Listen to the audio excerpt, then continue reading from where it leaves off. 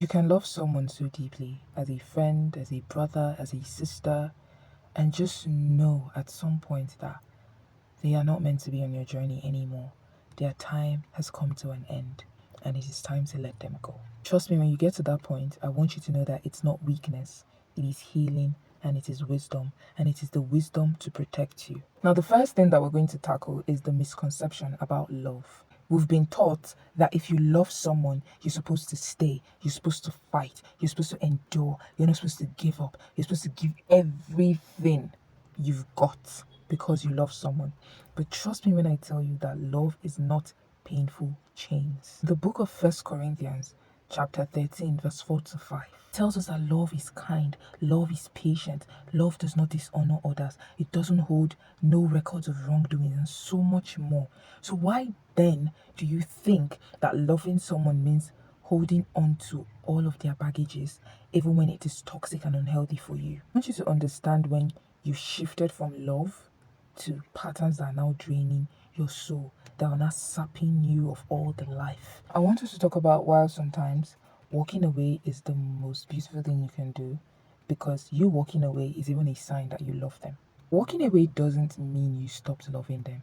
It just means you've chosen yourself, you've chosen your purpose, you've chosen your sanity, you've chosen your peace enough to let them go. I want you to think about it. Even Jesus walked away from certain crowds. In the book of Luke, chapter 5, verse 16, we see that he walked away, he withdrew to pray, he withdrew for his sanity, he withdrew for his peace, he withdrew to go back to the Father and fill his cup. Sometimes walking away is you saying, I love you, but I love me too. I love you so much, but I love my sanity. I refuse to lose myself in the process of trying to prove that I love you. Now, the next thing that we're going to be talking about is guilt, healing, and spiritual growth. Most times, when you leave certain friendships, certain relationships, you're thinking to yourself, what if I had waited a little longer?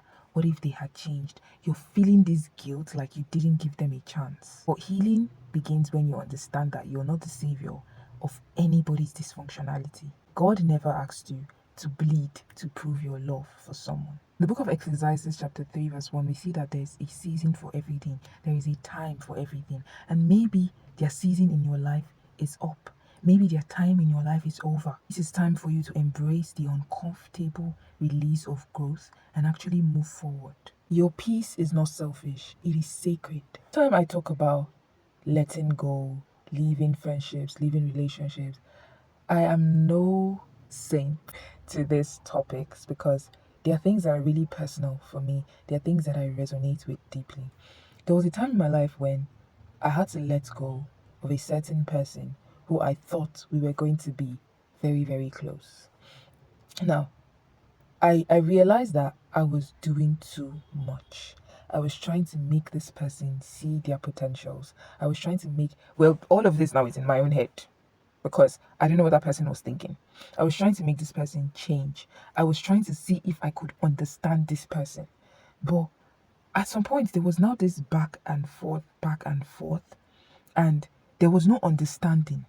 I wasn't understanding this person. This person wasn't. We're not, because when I sit right now to think about certain things and I reflect on all of those incidents, I'm just so clear that there was no understanding.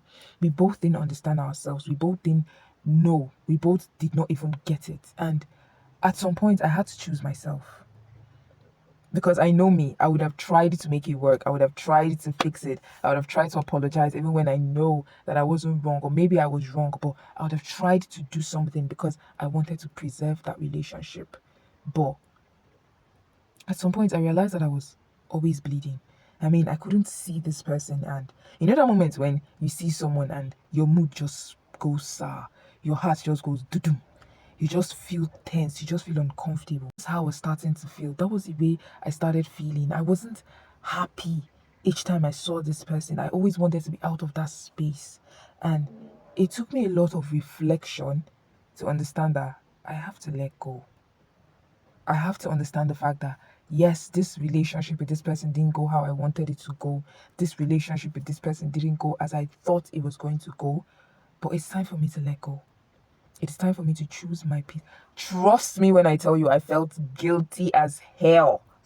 Like, I carried that guilt with me for like 2 months plus. Oh my goodness. I carried that guilt with me because I kept on feeling like I should have done better. You were being childish. You could have done.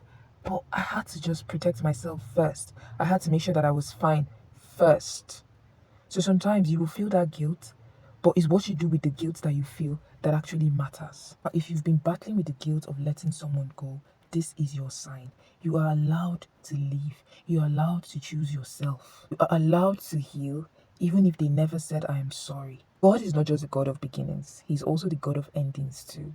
So commit that ending into God's hand so that God can make that ending peaceful for you. He can make that ending a good ending that is not going to end you at the end of the day. I, Divine, is here to tell you that you can love them and still walk away. And if you do it with grace, faith, you are not breaking, you are simply becoming.